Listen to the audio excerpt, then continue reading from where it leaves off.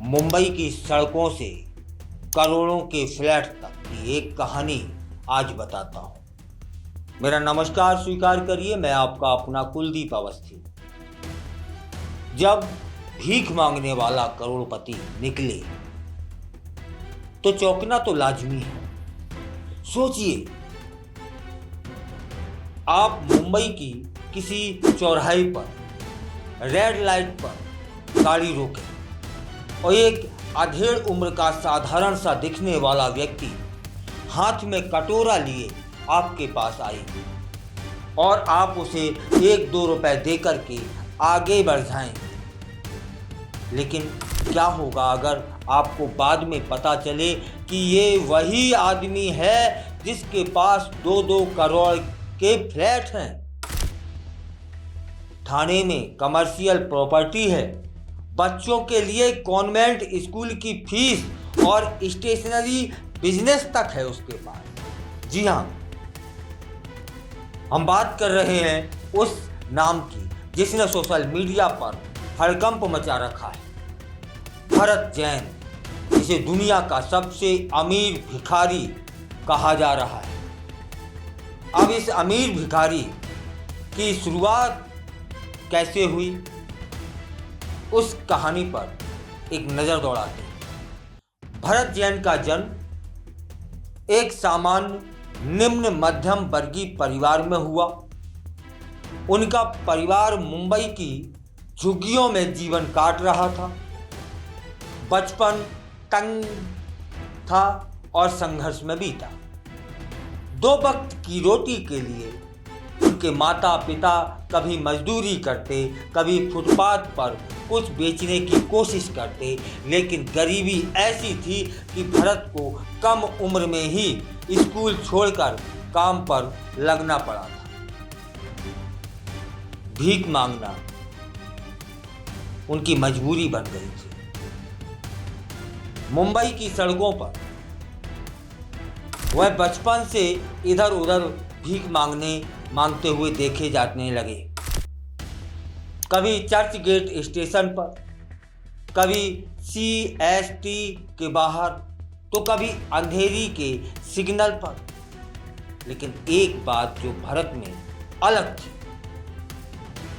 वह थे उनकी सोच और पैसों को संभालने का तरीका। भीख मांगने वाले कई होते हैं, लेकिन भरत जैन ने इसे एक सिस्टम बना डाला। एक नजर डालते हैं कि भरत के उस सफर पर जो उन्हें बना देता है आम भिखारियों से बेहद अलग।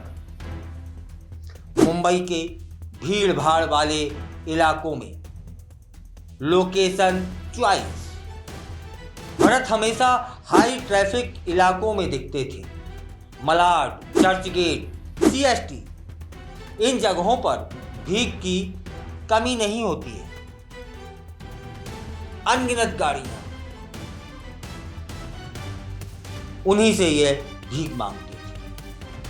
2000 से 2500 रुपए की इनकी दैनिक कमाई हो जाया करती थी। भरत का औसत रोजाना का जो कलेक्शन था वो लगभग 2000 से 2500 के बीच बताया जाता है, अर्थात हर महीने 60,000 से ज़्यादा का शुद्ध लाभ। भरत ने पैसे बर्बाद नहीं किए। उन्होंने मुंबई में 2 फ्लैट खरीद लिए। दोनों फ्लैट की कीमत लगभग 1 करोड़ से ऊपर, किसी की 1 करोड़ 40 लाख रुपए आंकी गई है। मुंबई के ठाणे में भरत ने एक कमर्शियल स्पेस लिया, जिसे किराए पर चढ़ा दिया। यहाँ से उन्हें हर महीने 30,000 रुपए की आय होती है। भरत के 2 बच्चे हैं और दोनों बच्चे कॉन्वेंट स्कूल में पढ़ते हैं। आज वह एक छोटा लेकिन सफल स्टेशनरी का बिजनेस भी चला रहे हैं। इस कहानी ने इंटरनेट कुछ ऐसे हिला डाला हो। कुछ समय पहले भरत की तस्वीर और इनकम की डिटेल्स सोशल मीडिया पर वायरल हुई थी। लोग हैरान रह गए कि जो इंसान दिन भर ट्रैफिक सिग्नल पर भीख मांगता है उसके पास करोड़ों की संपत्ति है। ट्विटर, इंस्टाग्राम, फेसबुक पर शेयर शुरू हो गया। यूजर्स ने क्या लिखा वह सुनिए कि अब समझ आया असली स्टार्टअप किसे कहते हैं। भरत जैन सैल्यूट। अब एक नजर मीडिया रिपोर्ट पर। प्रमुख पोर्टल्स भारत की स्टोरी कवर कर रहे हैं। हालांकि सरकारी रिकॉर्ड्स में वह अभी भी एक बिना पेशा, बिना कारोबारी व्यक्ति ही दर्ज है। विशेषज्ञ क्या बोलते हैं, एक नजर डालते हैं कि भरत जैसे लोग भीख को एक जीवन शैली के रूप में अपनाते हैं। उन्हें भीड़ में रहना, लोगों से बातचीत करना, सिग्नल पर खड़े रहना, ये सब एक रूटीन बन जाता है और इसके बगैर ये लोग रह नहीं सकते। एक आदत है, एक लत है।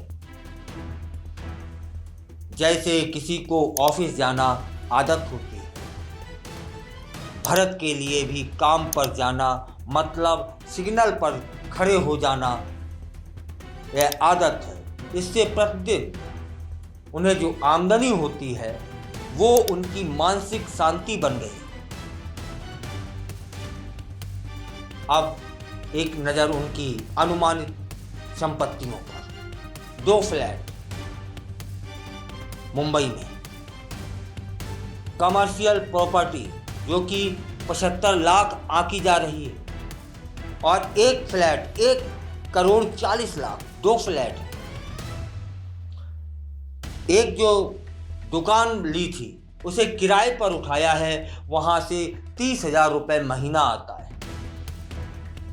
और भीख में जो आमदनी होती है वह लगभग 60,000 रुपये महीने से ऊपर है। स्टेशनरी का जो बिजनेस है उससे लगभग 15,000 रुपये महीने कमा लेते हैं।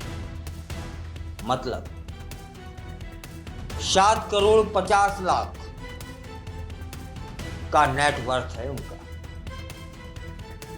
अब लोगों ने क्या प्रक्रियाएं दी वह सुनिए। इस मामले पर सोशल मीडिया पर 2 धाराएं साफ साफ दिख रही हैं, एक पक्ष में एक विपक्ष में। समर्थन करने वाले कह रहे हैं कि कम से कम उसने चोरी नहीं की, मेहनत की जैसे भी, लेकिन खुद को अब और अपने परिवार को बेहद जिंदगी दी। आलोचक क्या कहते हैं कि जब वो खुद करोड़पति हैं तो गरीबों की भीख क्यों छीन रहे हैं, यह नैतिक रूप से गलत है।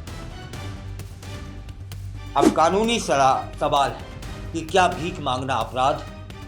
भारतीय कानून के अनुसार 1959 के अंतर्गत भीख मांगना अपराध माना गया है, लेकिन भारत के कई राज्यों में यह कानून लागू नहीं है। मुंबई में तकनीकी रूप से यह अपराध है, पर व्यवहारिक रूप से इसे सख्ती से लागू नहीं किया गया है। भरत जैन के खिलाफ किसी प्रकार की कानूनी कार्रवाई अब तक नहीं हुई है। अब आप बताइए कि भरत जैन एक पहेली है या प्रेरणा? भरत जैन की कहानी एक सस्पेंस फिल्म जैसी लगती है। एक आदमी जो झुग्गी से उठा, सड़कों पर भीख मांगी, करोड़ों की संपत्ति बनाई और फिर उसी सिग्नल पर बैठा है आज तक। ये कहानी प्रेरणा भी देती है और एक बड़ा सामाजिक सवाल भी खड़ा करती है। क्या गरीबी परिस्थिति है या एक मानसिकता? आप बताइएगा। क्या सरकारी योजनाएं सही लोगों तक पहुंच रही हैं या ऐसे लोग सिस्टम का फायदा उठा रहे हैं? आप बताइएगा।